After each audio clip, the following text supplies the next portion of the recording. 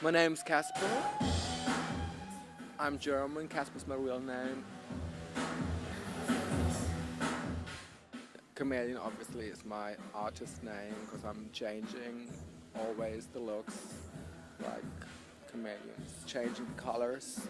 I switch between the sexes. That's obviously normal for a drag queen who's dressing as a boy, dressing as a girl. I live in Ibiza since 8 years. I earn my money doing drag, and my main party is La Troya in space, which is so much fun. It's a theme party, and so many go-go dancers, the best DJs. Well, the club itself, the sound system is so great. The lights. That's like my main job that I love.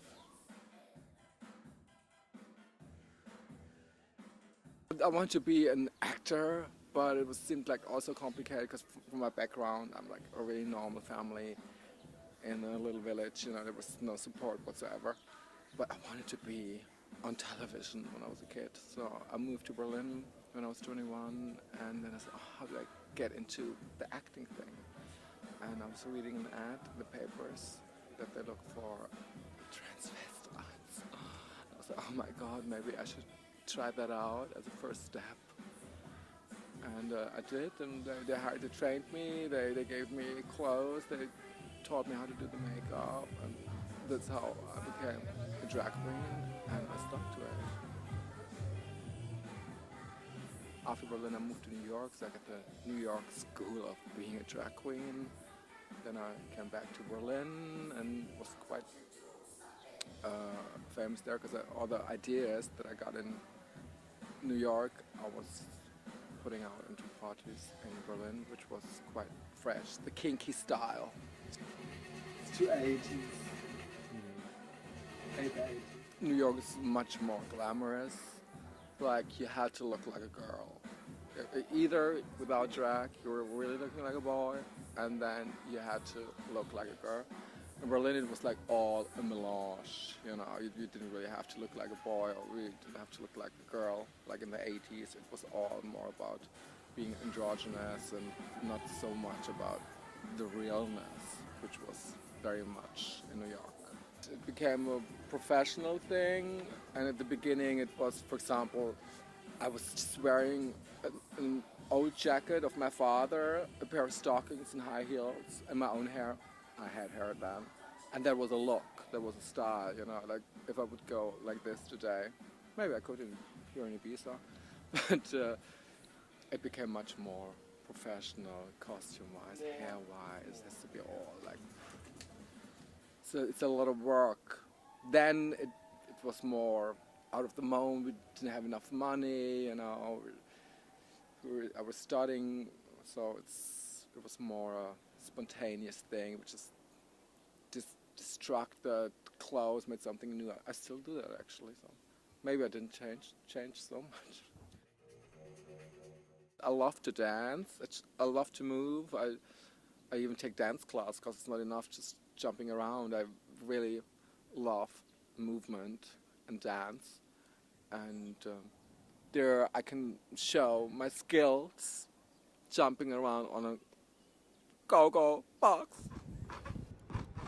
I like about my life that I don't have to work too hard to make a living. I mean, I'm not rich, I don't have a huge money in the bank, but I don't want that anyway. You know, it's the capitalistic theme is fucked up anyway.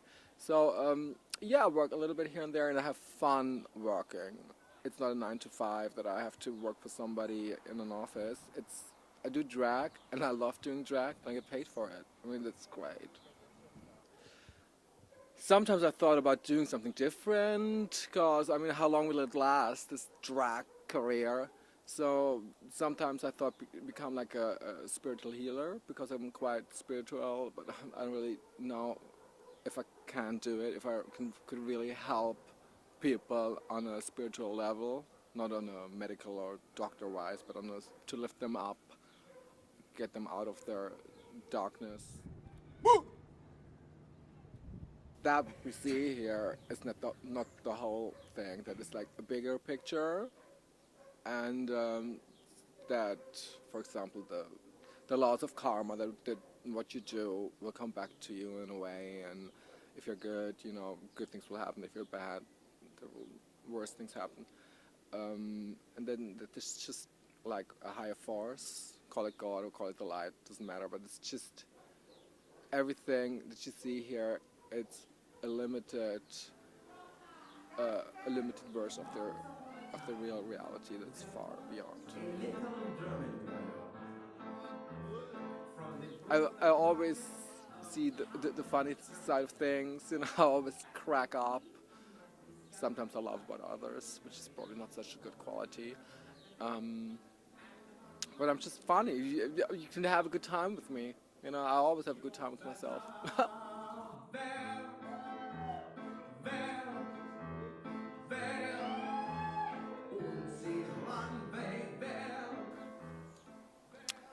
The most important thing in my life is that I'm trying to be a good person, that I'm not hurting others, that I'm not hurting the environment, even though I probably do. It's just, I try not to. I try to be a good person. Even some people think that's like idiotic because you always do something wrong.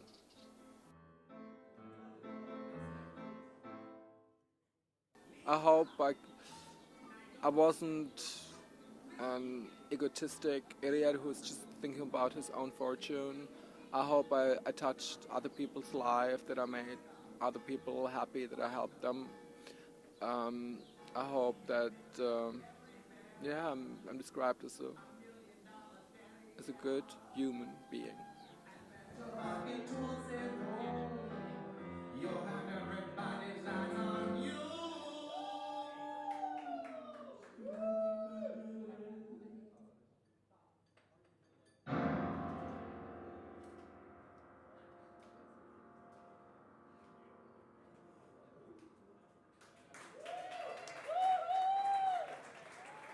Your motto: be yourself.